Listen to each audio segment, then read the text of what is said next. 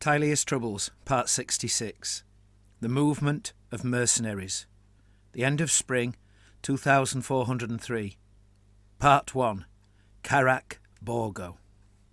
King Jaldiog III, of the dwarven mountain realm of Carac Borgo, was not the most imposing of dwarfs.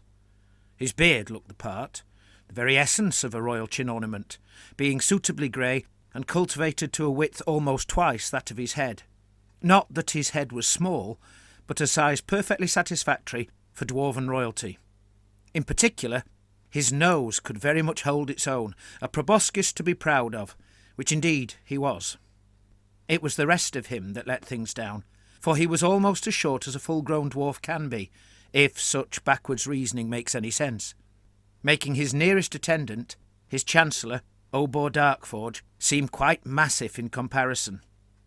Even seated upon his throne, which raised his majesty's feet a good foot and a half above the ground, his head was no higher than Darkforge's. Perhaps this was why Jaldiog favoured somewhat humble attire, unlike most other dwarven monarchs. No golden crown for him, nor even a horned helm edged with silver filigree, no armoured plates of engraved mithril, nor even a cloak trimmed with the shaggy fur of some legendary beast. Instead, upon his head he wore a simple cloth cap, and his armour was an entirely unadorned mail shirt. Did he believe he would look ridiculous in the garb of a hero? If a stranger was somehow to encounter him, alone upon a mountain path, they would likely presume him to be a mere old soldier, and one of the lowliest kind. As he himself was fond of joking, he was not mutton dressed as lamb, but lamb dressed as mutton. 2 braziers smouldered behind him, the warmth of which gently penetrated his stone throne, warming his royal arse. He fiddled with his pipe and belt-bag of tobacco, both being companions even more constant than Darkforge. Before him stood his 2 most important thanes, Asgrod Steelshaper and Nahak Thundersword, and the master of the watch, Vargroth Ashhelm. Chancellor Darkforge had summoned them to be questioned concerning matters military and political, especially the progress of the plan to reopen the Ironrote trade route by defeating the wizard lord Nicolo of Campagrotta and his army of Ogri. After a sniff, a cough, and some more fiddling with the spent ash in the bowl of his clay pipe, the king eventually spoke. "The Bretonnian. Let's start with him, eh?" Vargroth, master of the watch, answered.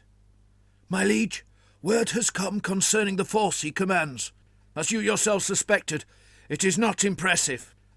"Nor is his claim to Campagrotta," said Asgrod, Thane of Deep Hall.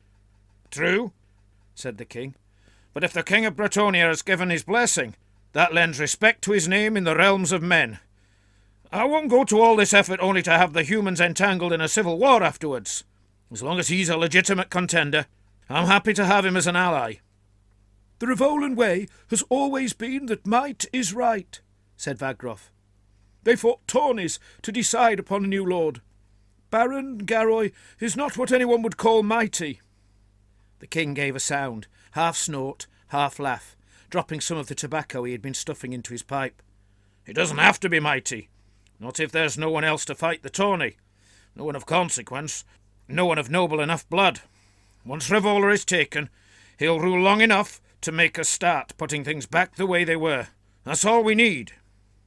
"My liege, he promised much more than he is bringing," said Vargroth.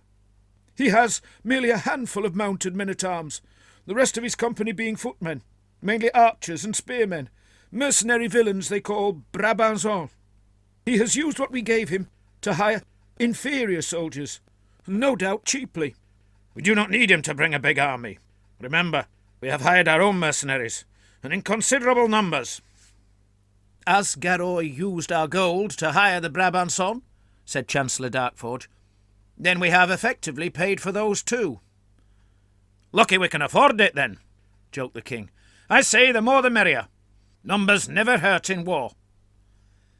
"Aye, my liege, numbers can help, if used well," agreed Vargroth. "But it is likely these are brigands, who could not easily find employ in Bretonnia. Using them well will mean not relying on them." "I would never pin my hopes solely on men, good Master Vargroth," said the king. But they have their uses, especially when we have insufficient warriors of our own to achieve our goals. Still, we have acquired more than the services of these men and the Baron." King Jaldiog fixed his eyes on Nahak of Dravaz, who was now standing by Asgrod of Deepol. Both thanes held hammers in their hands, the first a large mallet of oak, the second a warhammer of steel. The former was an ancient and magically blessed artifact gifted by the elves of Teteverde Forest to Nahak's father during an old alliance against the Ratmen.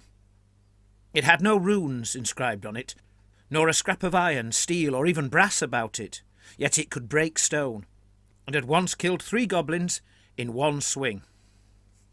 The fact Nahak was proud to bear an elven-made weapon marked him out as unusual amongst dwarfs. He was stubborn enough to ignore the petty slights, apart from direct insults, of course. This unusual link to the elves was the very reason he had been ordered to take command of affairs to the south.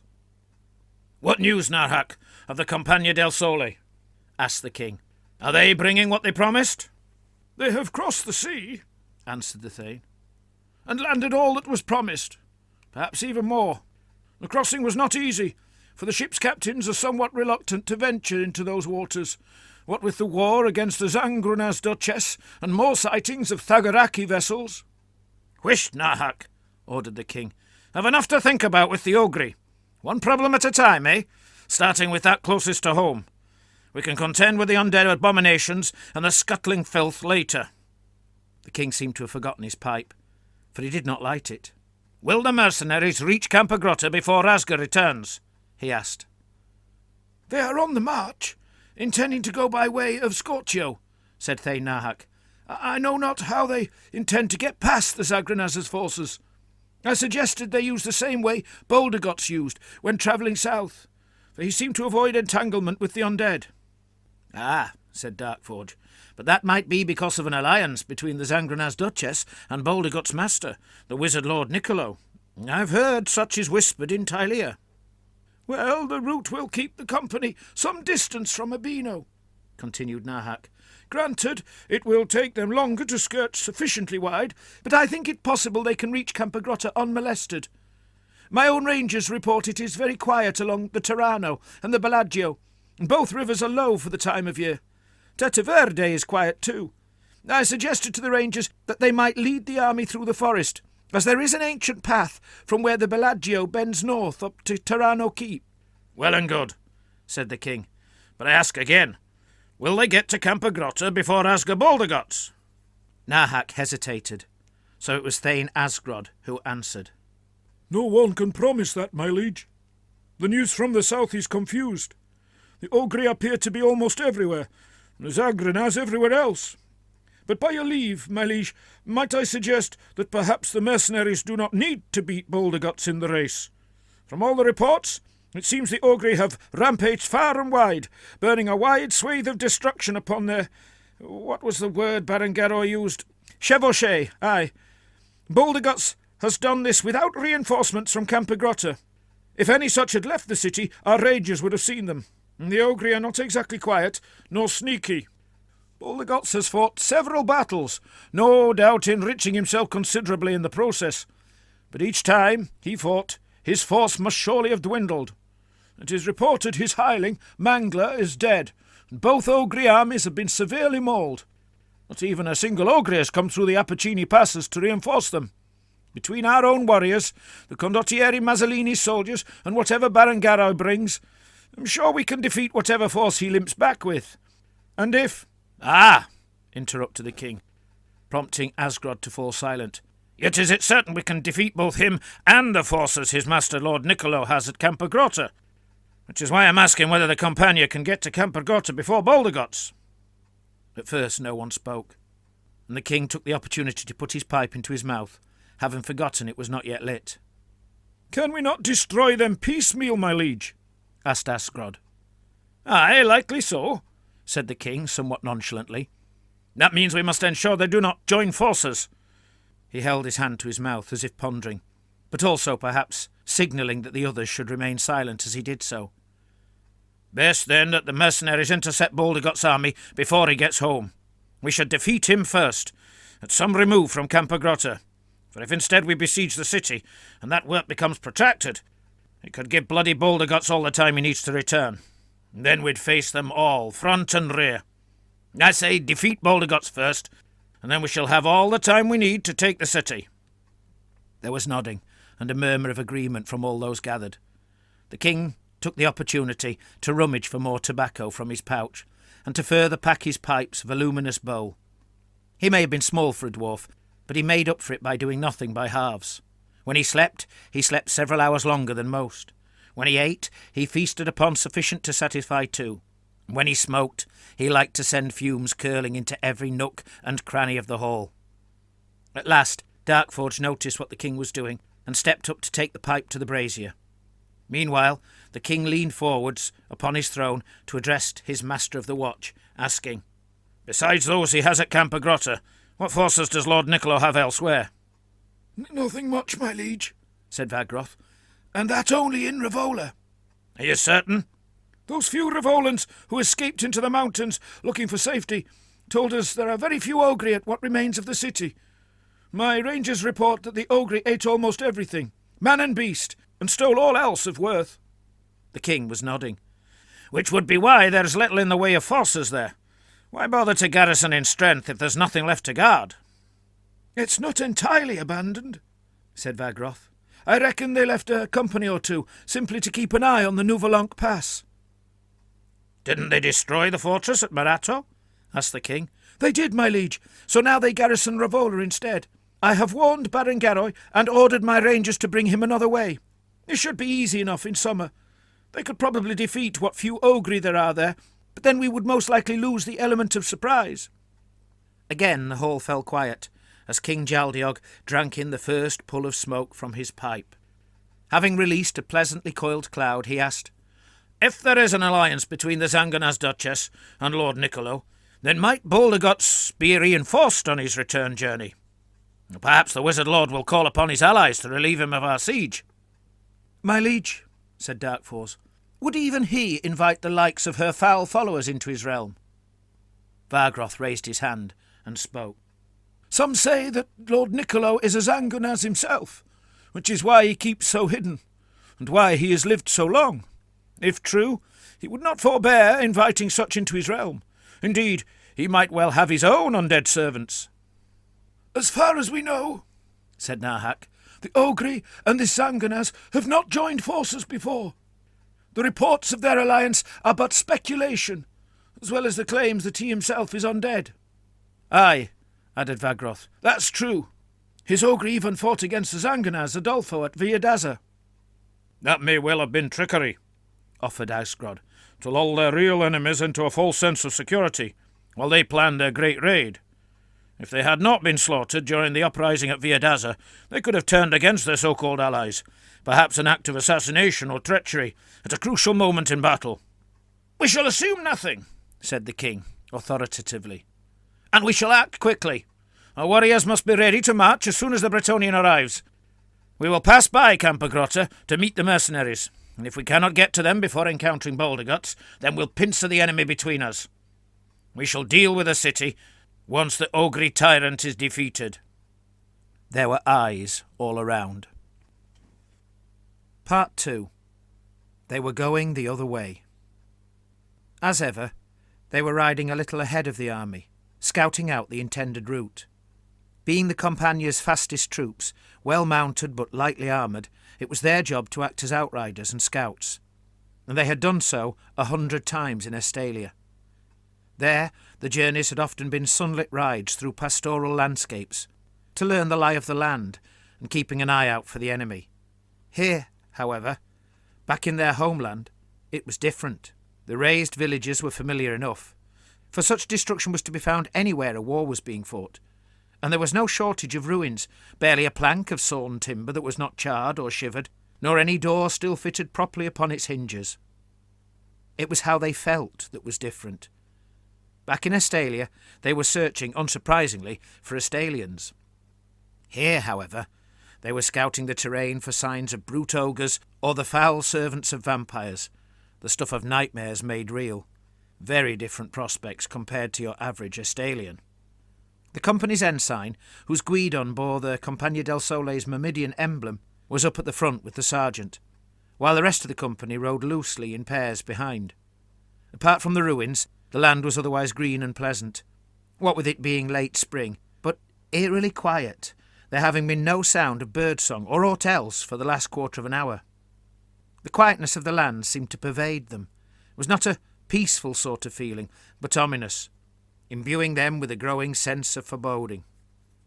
Dotted along the route were copses of trees and one or two good-sized woods. The sergeant, made cautious by nature's silence, insisted on riding close to each to see what might lurk there, which meant they were tacking their way through the valley like a flotilla attempting to sail close to the wind. Twice now they had turned almost back on themselves because the sergeant had noticed a clump of trees they had missed earlier. This was a level of caution the sergeant had never exhibited in Estalia, and although he tried to hide his nervousness, his actions very clearly advertised the true state of his mind. Amongst their number rode Ramondo Pisani upon his dun-coloured mare Pulce. For the last half an hour or so he had been deep in thought, allowing Pulce to do much of the work, following the rest of the company. It had occurred to him that was one good thing about their exertions. At least the journey back should prove a short one, as not only was the army itself moving up behind, but they could return by a straighter and much shorter course. He wasn't the only quiet one. Just about everyone else had been silent for some time, the only sounds being the dull thuddering of the horses' hooves, the clattering of harness and trappings, and the occasional snapped command from the sergeant to wheel here or incline there. Ramondo's thoughts had taken a darker turn. He had begun the day by waking from a dream about Gianetta. She had been laughing at him from her window in Urbino, happy to see that he had returned as he promised, and that he now wore a cuirass of steel, marking him out as a mounted man-at-arms. Soon after waking, there had been some tomfoolery during breakfast concerning what Lazaro had said in his sleep, which had everyone laughing. Then after that, there was the need to harness Pulce and prepare for the ride.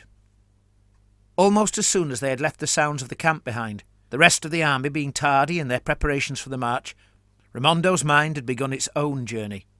First, he pondered what the rocky realm of Campagrotta might be like, and whether they would be required to march into the mountains to the dwarven realm. But this soon turned to a contemplation of the enemies they might face along the way. Would the ogres be like the ones he had encountered before? Huge, strong, clumsy, loud and sweaty, keen mercenaries with a cruel streak and a ravenous taste for flesh, even that of men.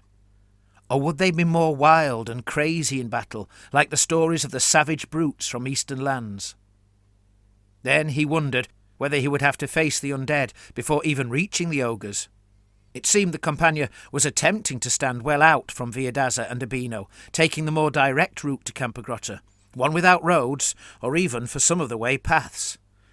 But as no one knew exactly where the vampires' forces were, in the first place, the precaution was merely a best-guess strategy. In the hope of distraction, for a while he had joined in his comrades' conversation, limited as it was to occasional shouted jokes and jibes. They talked of events in Urbino, of the women, the drinking, the gaming. But then someone said something about an old Urbiman grandmother begging them to stay, to keep her family from falling into hell, and their enthusiasm for the topic paled, then died. So they talked instead of the sea journey from Estalia, of the seasick pig sliding around the deck in its own vomit, and the flying fish that knocked the flux-ridden Donino squatting at the head into the sea, his breeches left dangling behind. But then someone mentioned the shadowy ships seen at night, and the eerily threatening shouts, part chirruping, part squealing, that came from the darkness. And once again the conversation faltered. When someone later mentioned the vampire duchess, they were met by an immediate silence, which became prolonged, so toppling Ramondo back into his own gloomy thoughts. That was when he noticed the smoke in the large wood to their left. Someone up at the front shouted, "Have a care! Fire!" Everyone looked, their trotting pace slowing a little, but then someone else declared, "Now that's fog!" Ramondo knew immediately that something was not right. It was surely too late in the morning for fog to appear. They had seen no sign of it till now. Besides, why was there no fog in any of the other copses they could see? As they rode on, Nearly every face turned to the fog. "That ain't natural," said Arrigo, riding just ahead of Raimondo. "That's wizardry, or elves." "I pray you're right," said Francesco from behind. "For if it ain't, then it's necromancy." "Necromancers don't summon fogs, they summon the dead," argued Arrigo. Raimondo rolled his eyes, wishing Arrigo wouldn't talk about summoning the dead. It could not be good luck to mention such things. "I don't know," said Francesco. "They mess with the etheric winds, which makes all sorts of funny stuff happen, not just whatever wickedness they intend. Remember that time Albiete tried to conjure fire against the crossbowmen on the walls of Visaya and burned half the—" "Keep your eyes peeled," barked the sergeant. "Raimondo, Francesco, rearguard." Raimondo pulled on Pulce's reins to slow her, as did Francesco on his own, and they fell back to the rear of the little column. "It's always us," complained Francesco. "You and your nimble eyes, and me to look after you." Raimondo managed a wink, as if untroubled by the situation, and then set about scouring the tree line. The fog thinned, then thickened, then thinned again, giving Raimondo hope that it might not be so sinister at all. Maybe it had rolled down the slopes of the hill to the north, a heavy cloud grown too tired to remain aloft. The thinning never lasted, however, and each time it thickened up they slowed a little, falling incrementally further behind the others. He narrowed his eyes to peer into the misty gloom among the trees. If he had allowed his imagination to run wild, he could have seen anything he liked in there, for the tree branches stretched, bent and crisscrossed to fashion up all sorts of possibilities. There a huge face with ragged holes for eyes, there a man kneeling in prayer before a rock. But each image was momentary, as Pulce trotted on and the branches' tricks slipped away. Then he saw a grinning face, looking right back at him. White, like the fog, a misshapen, imperfect representation of a human face, with arms raised strangely. Grown used to the playfulness of the foliage and fog, he looked with simple curiosity at first, but this quickly changed into fear, for there were more such faces, and they did not melt away with his motion, having instead a motion of their own. They were not made imperfect by the lie of the branches and the swirl of the vapours, but because of a lack of flesh. Worse still, there were bodies below the faces, weapons in their hands, and bony horses to carry them. Raimondo felt his body weaken in fright, his insides seeming to shrink, his grip upon the reins threatening to loosen. Pulce could not have noticed, for she ran on like before, until she sensed the change in Raimondo, and her stride faltered a little. He could not speak, only able to stare, as he rode one way and they the other. The heads turned to keep their eyeless sockets fixed upon him, and as they moved into a thinner patch of fog, he realised there were more than two of them. Their mounts wore barding of an ethereal hue, and flecks of lurid green fire speckled both their weapons and bony bodies. Coming to his senses, at least those he could muster, he spurred Pulce on and began to gallop towards the rest of the company. The fleshless riders simply continued their course, as if they had a purpose they must fulfil, and became enveloped once again by the swirling mists. "What is it?" shouted Francesco as he joined the gallop. "What's wrong?" In answer, Raimondo galloped faster, shouting, "With me!" He had to tell the others, and quick. The Vampire Duchess's servants were much, much closer than anyone had thought.